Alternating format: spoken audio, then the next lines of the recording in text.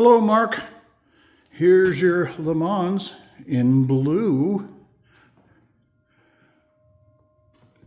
3 coats of color plus a 4th coat of dusting to even everything out. And then 3 coats of clear.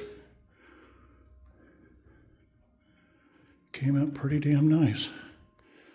Haven't found any runs yet. Well, I take that back. I got that, which you probably can't see, which is not paint. It's actually Bob's sweat. It dripped off my arm, even though I was wearing sleeves.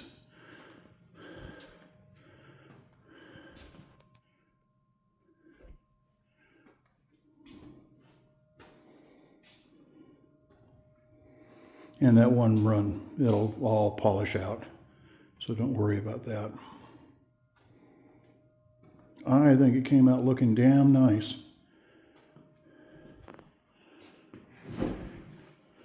And it'll look even better once it's cut and buffed.